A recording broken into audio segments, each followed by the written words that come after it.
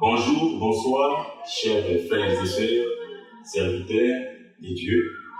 C'est dans votre émission, toujours en vérité, je vous l'ai dit. Moi, c'est votre frère Guillaume Monga. Aujourd'hui, nous sommes là encore en train de poursuivre notre émission de la fois passée que nous avions parlé sur l'enlèvement avec l'homme de Dieu qui va se présenter tout de suite là. Aujourd'hui, c'est l'émission qui se passe chaque dimanche à partir de 21h, comme aujourd'hui là. Papa, bonjour. Bonjour, homme de Dieu.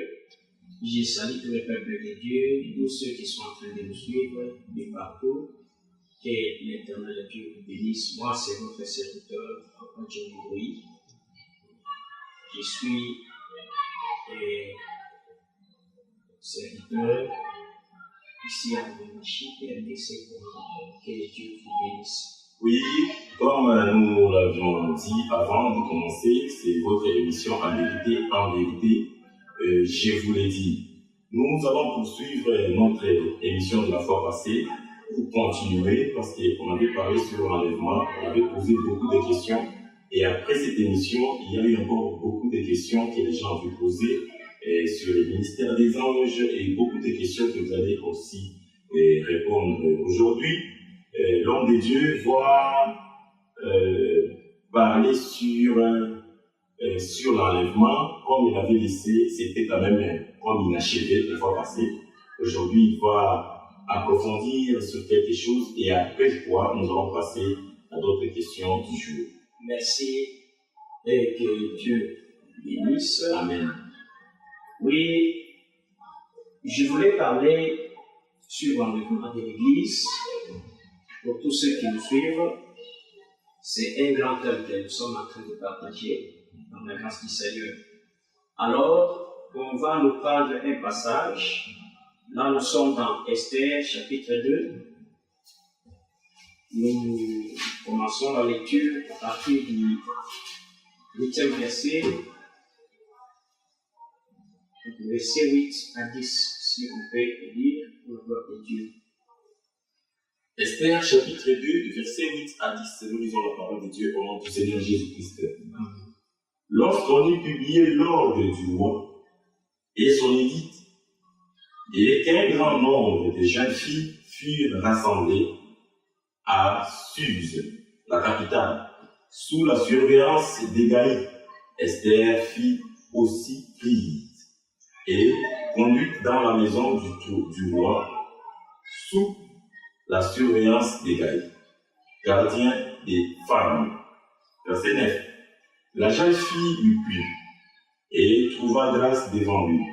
Il s'empressa de lui fournir les choses nécessaires pour sa toilette et pour sa subsistance, lui donnant cette jeune fille choisie dans la maison du roi et la plaça avec ses jeunes filles dans les meilleurs appartements de la maison des femmes. Et que l'Éternel ajoute l'explication à la lecture de sa parole. Amen. Et nous voulons dire ceci au peuple de Dieu, parce qu'il s'agit de la parole de Dieu. Et sur ce plateau, nous sommes en train de parler de l'enlèvement de l'Église.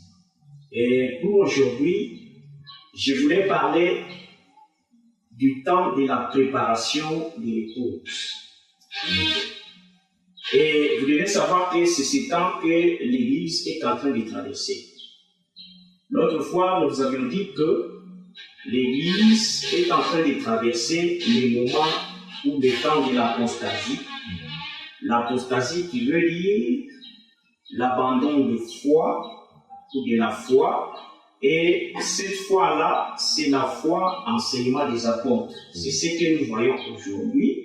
Lorsque nous parlons de l'enseignement des apôtres, nous voyons la sainte doctrine de Christ. Et beaucoup de gens ont abandonné la doctrine de Christ pour aller à des choses qui sont fables. Voilà. Et entre-temps, l'Église traverse cette période de la préparation. Vous voyez? C'est-à-dire quoi?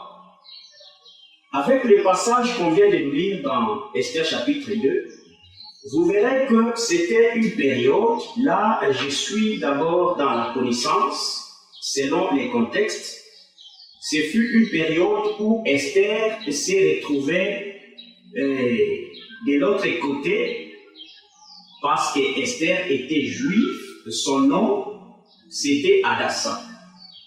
Et ce nom-là a une signification.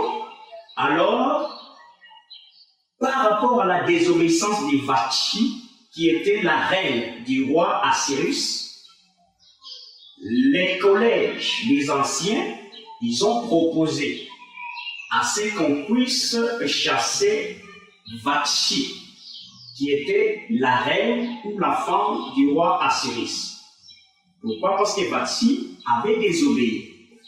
Et après l'avoir chassée, on devait faire les rassemblements. On devait rassembler le jeune fille, parmi lesquels il y avait Esther.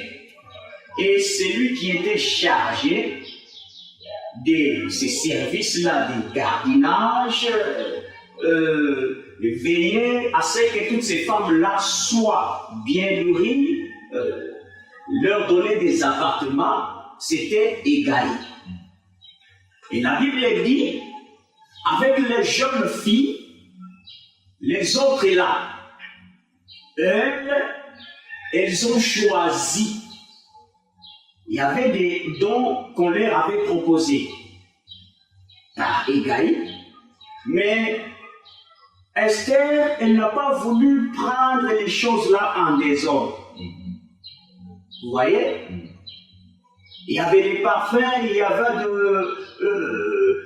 des dons, ce que je peux appeler des dons que les rois avaient fournis, et comme Égaï, c'est lui qui était le gérant, c'est lui qui gérait toutes ces choses-là.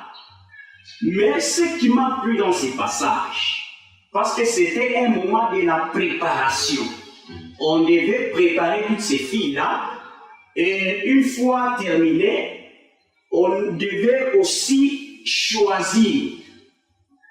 Parmi toutes ces jeunes filles, on devait prendre une fille qui devait être la reine, c'est-à-dire la femme du roi Assyrus, après la désobéissance de Vashti.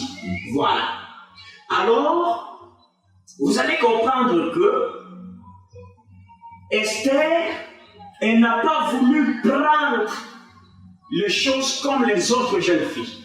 La Bible dit d'abord, premièrement, Esther a plu à Égaï. Et Égaï lui a donné des choses nécessaires. Vous voyez? C'est ce que l'Église doit refléter aujourd'hui. Parce que lorsque nous sommes en train de parler d'Esther, nous voyons l'image de l'Église épouse du Seigneur. Parce que ce temps ici, c'est le temps de la préparation. Vous voyez? Nous étions dans l'éternité et nous nous sommes retrouvés dans ce monde pour être préparés, pour être nourris. Après la préparation, nous allons rentrer à l'éternité. Alors, ce moment de la préparation, nous voyons la présence d'Esther typifie l'Église épouse du Seigneur, aujourd'hui même. Vous voyez? Cette période ici, c'est la période de la préparation de l'Église épouse du Seigneur pour aller rencontrer l'époux qui est le Seigneur à l'enlèvement. Voilà. Alors, vous verrez que je suis dans Apocalypse chapitre 19, le verset 5e. Là où on parle de la femme épouse qui doit être préparée pour aller à la rencontre de l'époux. Vous verrez que à la fin de toutes choses, Esther a été choisie. Vous voyez? Pourquoi il n'a plus à Égaï? Aujourd'hui, Égaï, c'est la présence du Saint-Esprit au sein de l'Église, épouse du Seigneur. Amen. C'est-à-dire, Esther était attentive. Elle était obéissante à tout ce que Égaï disait. Et elle avait les secrets pour dire que si je veux rencontrer un jour le roi Assuérus, je dois commencer par écouter Hégai, parce que c'est lui qui connaît bien les rois. Comme aujourd'hui, l'Église doit être attentive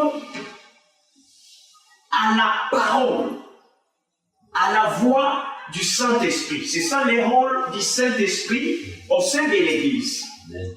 Et le Saint-Esprit doit être au centre de toutes choses. Vous voyez, la Bible dit, c'est poussé par le Saint-Esprit que les hommes ont parlé de la part de Dieu. Or, parler de la part de Dieu, c'est ça, sonner de la trompette. À chaque fois que la trompette sonne, l'Église est en train de se rassembler pour former le corps de Christ. Vous voyez? Vous allez comprendre que nous sommes en train de parler de l'enlèvement de l'Église, mais nous devons savoir que nous devons d'abord nous préparer bien. Nous sommes à l'image d'Esther. Parce que les restes de jeunes filles, c'est l'image des soi-disant églises d'aujourd'hui. Les églises qui ne gardent pas la sainte doctrine de Christ, les églises qui ont rejeté les enseignements des apôtres, et c'est eux-mêmes qui sont en train de diriger leur propre église. Parce qu'il y a la différence entre l'église de Dieu et l'église des hommes. Ouais. L'église de Dieu, c'est le Seigneur lui-même, le Christ qui doit être au centre. Amen. Et nous devons être à l'écoute du Saint-Esprit, de tout ce que le Saint-Esprit est en train de dire au sein de l'église. Depuis que Noé avait envoyé la colombe par la fenêtre de l'arche, et cette colombe est descendue les jours de la Pentecôte. D'abord, nous voyons cette colombe qui est descendue un jour au Jourdain, lors du baptême de Jésus. Il y avait Jean-Baptiste aussi. La colombe est descendue sur le pôle. Et nous voyons cette colombe revenir, parce que le Seigneur avait dit, je ne vous laisserai pas orphelins. Je vous enverrai les consolateurs. Nous voyons les jours de la Pentecôte. Là, je suis dans Actes chapitre 2.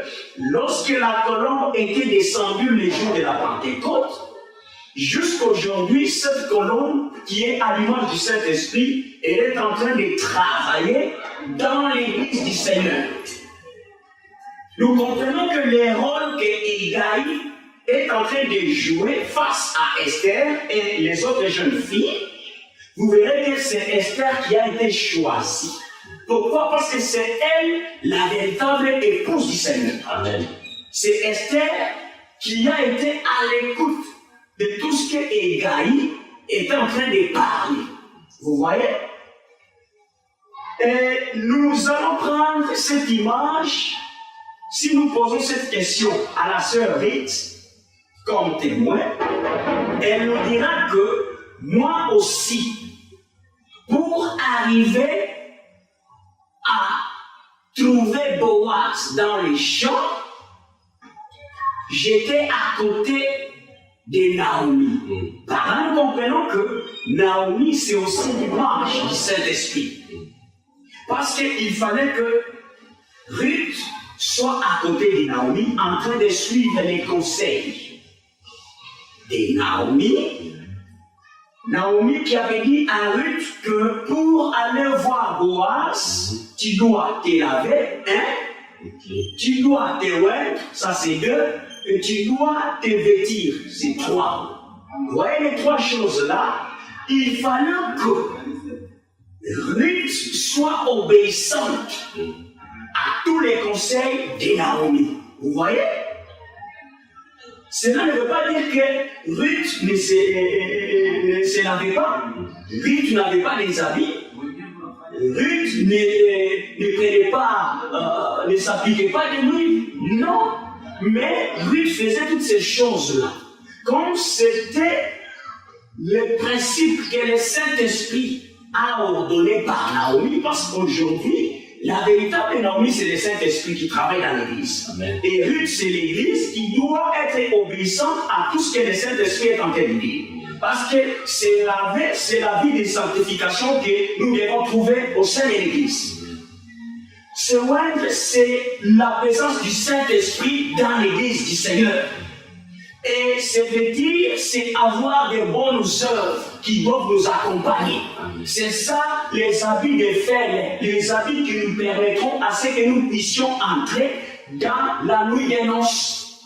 Si tu n'as pas l'habit de fer, ta place n'est pas dans la nuit des noces. Vous voyez? Alors, vous verrez que l'enlèvement est réel. Amen. Et l'Église doit se préparer. L'Église doit se préparer parce que bientôt là, Jésus revient et nous allons partir, nous allons quitter ce monde. Amen. Avant cela, nous devons nous préparer. L'Église doit rechercher la parole véritable, la parole qui est totale, la parole par excellence, la parole de Dieu. Et une fois qu'on a la parole, c'est ça la foi. Lorsque le Seigneur viendra, il va trouver la foi en nous et nous serons enlevés. Pourquoi? Parce que nous avions suivi tous les conseils que le Saint-Esprit nous a donnés. Et nous allons remettre les micros aux journalistes parce qu'il y a des questions qui nous ont été posées.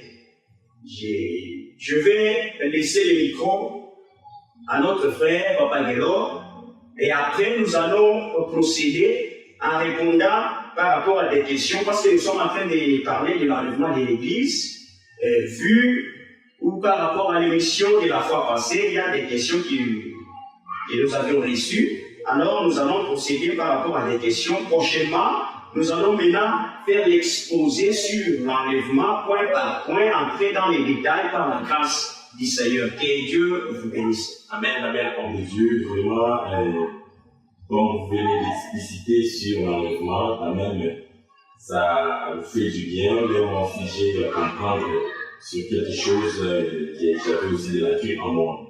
Et homme de Dieu, nous voyons, après l'émission de la fois passée, il y a une frère qui nous avait posé beaucoup de questions sur l'enlèvement. Je crois que là, quand vous venez d'expliciter, ils ont eu quand même quelques réponses sur leurs questions. Mais nous avons une question ici, et c'est une question aussi qui soulève aussi des débats. Parce que avant l'enlèvement, nous sommes dans la préparation. Et les anges, la Bible nous dit dans Hébreu, que les anges sont des esprits au service des dieux.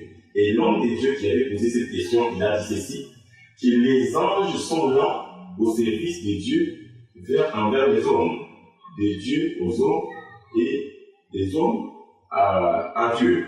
Alors, après l'enlèvement de l'Église, ou après la fin de toutes choses, où iront les anges? Parce que leur service l'a fait. Alors, les anges iront où? Je ne sais pas si vous allez quand même répondre à notre frère qui a posé cette question, et après nous allons passer à autre chose. Merci.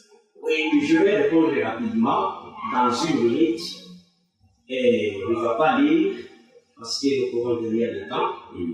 S'il y a des suggestions, des zones d'ombre, veuillez nous appeler à nos numéros privés. Là, nous aurons tout le temps de vous parler dans les détails par la grâce du Seigneur. Oui, par la grâce de Dieu, la question, c'est une très belle question. Après l'enlèvement de l'Église, où seront les anges? Voilà. Lorsque vous prenez Matthieu chapitre 17, à partir du premier verset, vous descendez, nous voyons l'apparition des deux témoins, les deux prophètes Élie et Moïse, qui avaient les corps des anges. Voilà. Vous voyez, Élie et Moïse, lorsqu'ils ont apparu sur la montagne de transfiguration, ils n'avaient pas les corps que nous avons aujourd'hui, et ils avaient les corps des anges, c'est-à-dire ils étaient des esprits. Vous voyez? Et par là, nous comprenons. Il y a un moment où les deux témoins ont disparu. Nous devons comprendre que Élie et Moïse, lorsqu'ils étaient disparus, lorsqu'ils ont disparu sur la montagne de transfiguration, ils sont entrés en Jésus qu'ils ont trouvé sur la montagne. Vous voyez? Parce que le Seigneur Jésus, la Bible dit, là où 2 ou 3 se réunissent à cause de Jésus, le Jésus là est au milieu d'eux. C'est-à-dire, Élie et Moïse, à l'image des anges, des esprits, une fois terminé cet entretien-là, ils sont rentrés en Jésus. C'est pour dire quoi? Après l'enlèvement de l'Église, les anges qui sont au service des hommes, les anges qui sont au service de Dieu envers les hommes, eux tous vont rentrer en Jésus. Amen. C'est ça la réponse. Que Dieu vous bénisse. Merci beaucoup, homme de Dieu. Là, nous venons de suivre. En tout cas, ça nous a aussi fortifié et aidé beaucoup. Homme de Dieu, dans quelques peu de minutes qui nous restent, nous allons passer au sujet du jour. Parce qu'aujourd'hui, nous allons parler sur l'Apocalypse. Apocalypse chapitre 13. Dans Apocalypse chapitre 13, aujourd'hui, nous allons prendre seulement les 2 versets. Verset 1er et verset 2e. Je ne sais pas si nous pouvons lire, parce que là, il se trouve beaucoup de questions, presque 9 sous-questions dans ces 2 versets. Là, j'ai lu d'abord la parole de Dieu, homme de Dieu, au nom de Jésus-Christ. Apocalypse chapitre 13. Puis, verset 1er. Puis je vis monter de la mer une bête qui avait 10 cornes et 7 têtes. Et sur ses cornes 10 diadèmes. Et sur ses têtes des noms et blasphèmes. Verset 2. La bête que je vis était semblable à un léopard. Ses pieds étaient comme ceux d'un ours et sa gueule comme une gueule de lion. Les dragons lui donnant sa puissance et son trône et une grande autorité. La question qui est posée ici, c'est une question à savoir les détails qu'on est en train de donner à la bête. Comme dans notre premier verset, il y a la mer. La mer, c'est quoi? C'est la mer Rouge encore, ou c'est l'océan Indien, ou c'est où précisément? La mer, c'est quoi? Après la mer, nous avons la bête. Après la bête, nous avons les 7 têtes. Après les 7 têtes, nous avons les 10 cornes. Après les 10 cornes, nous avons les diadèmes. Les 10 diadèmes. Après les diadèmes, nous avons maintenant les détails de la bête. La bête était comme, au verset 2e, était semblable à un léopard. La bête tout entière était semblable à un léopard.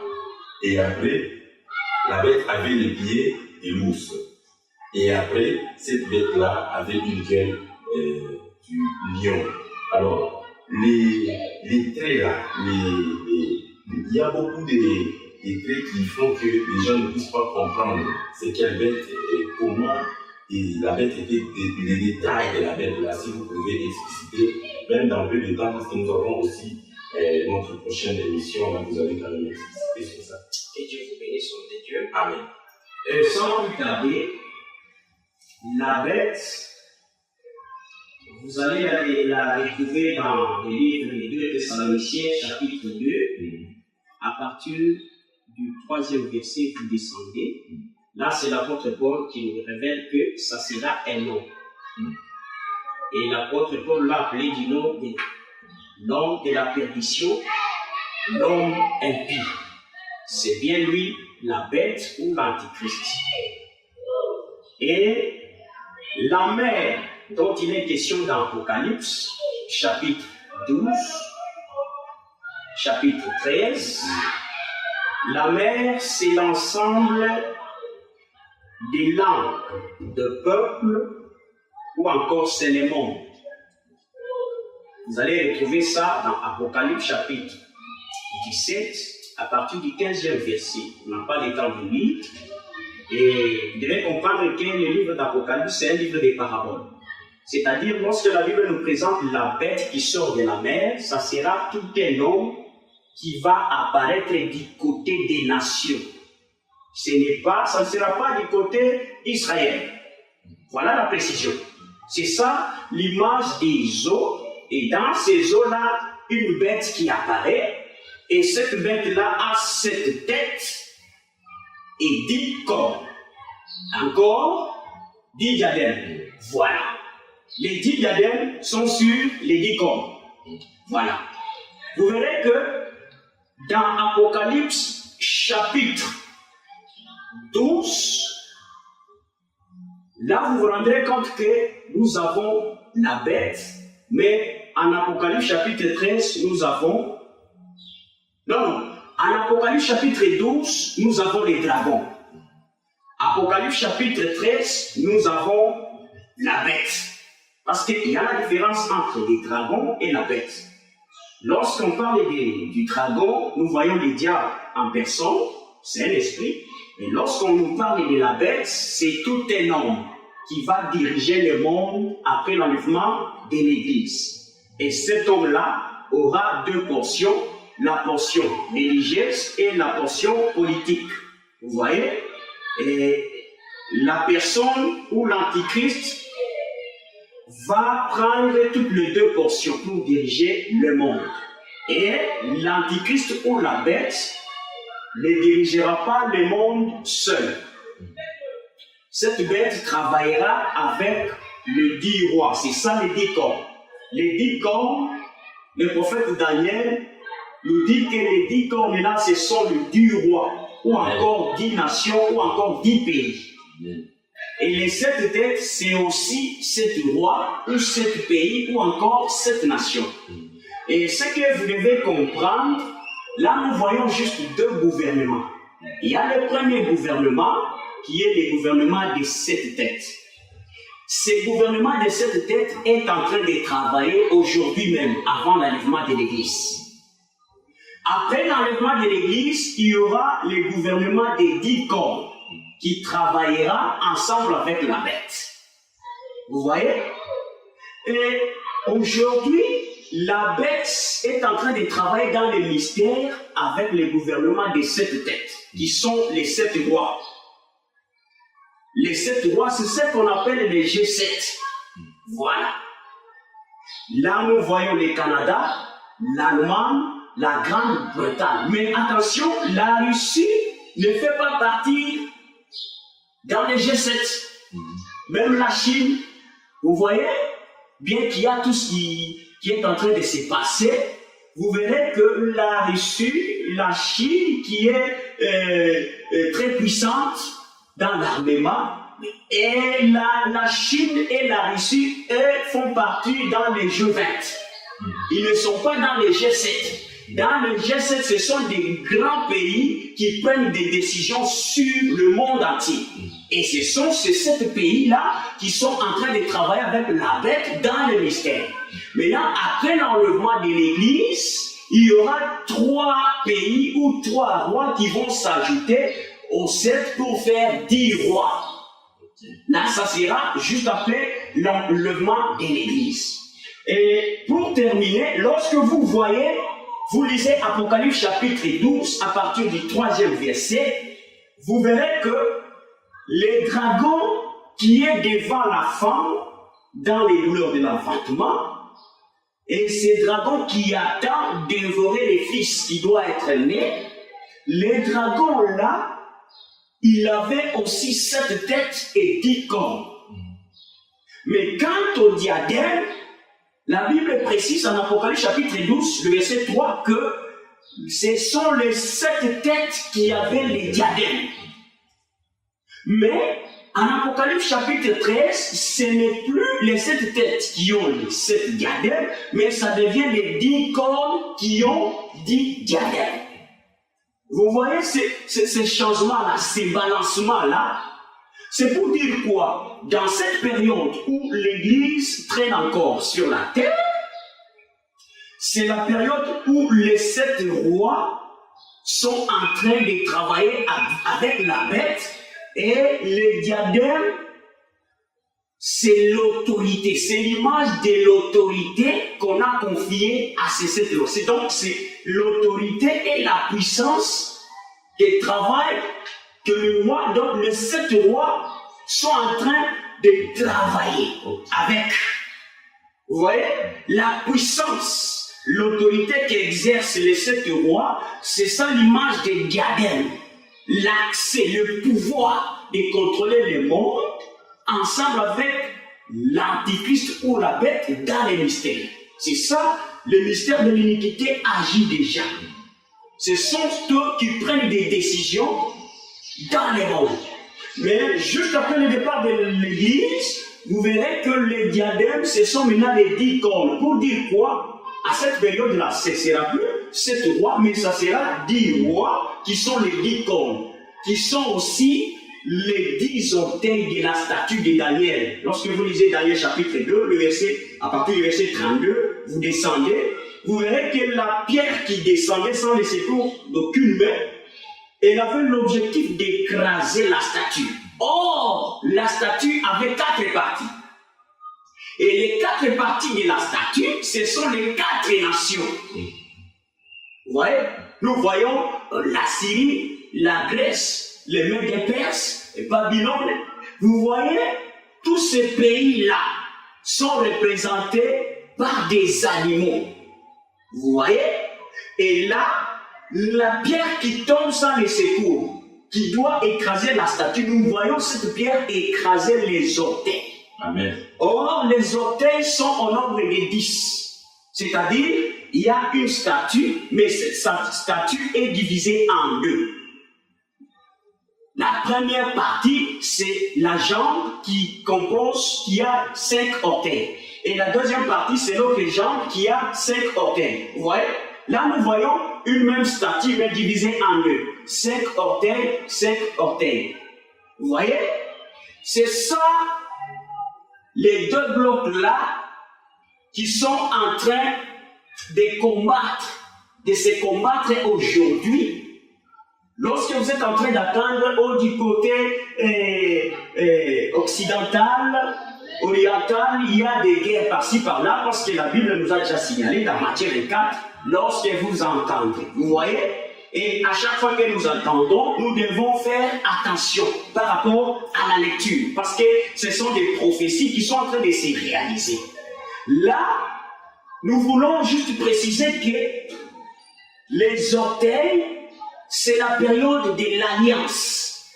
Et c'est cette période où l'Église est en train de traverser sur la terre, c'est une période des alliances. C'est pourquoi vous voyez la présence de l'argile et du fer. Lorsque vous attachez l'argile au fer, ça va apparaître comme un bloc, mais ça ne va pas s'attacher. Vous voyez? En réalité, c'est ça.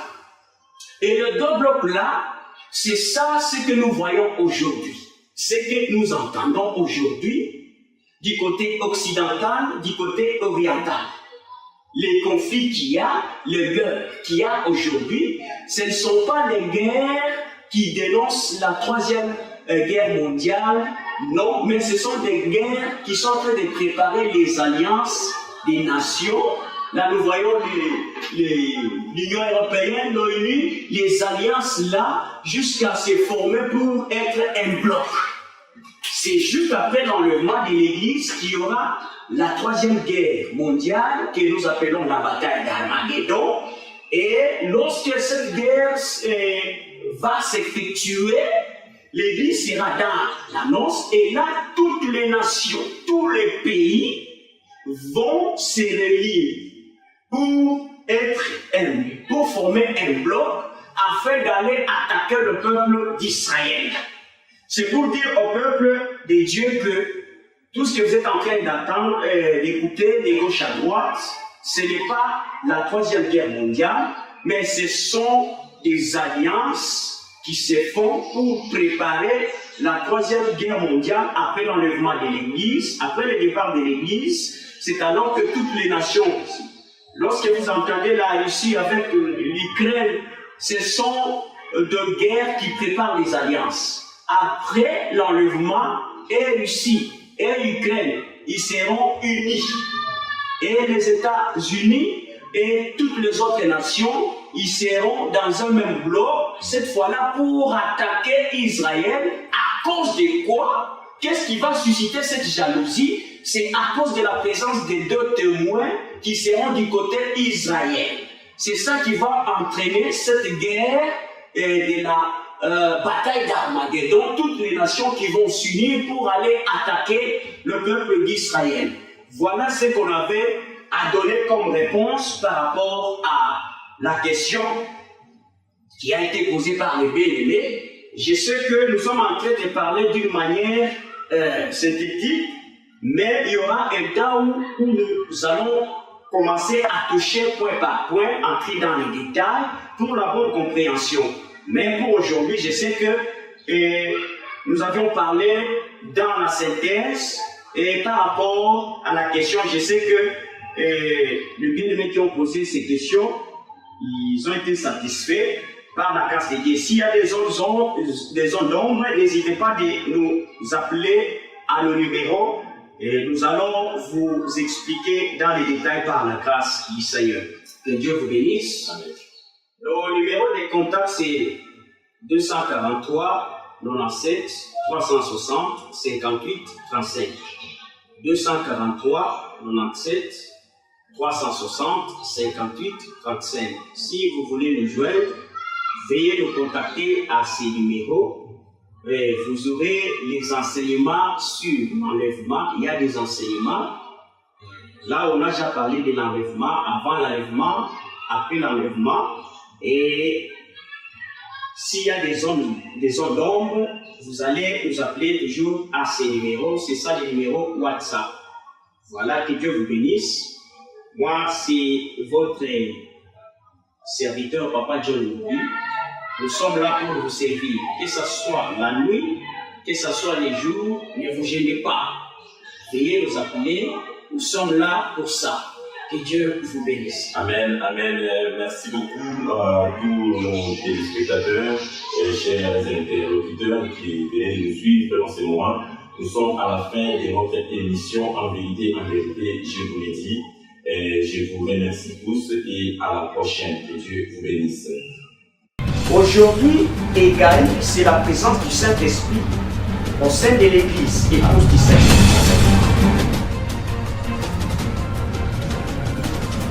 Aujourd'hui, l'Église doit être attentive à la parole, à la voix du Saint-Esprit.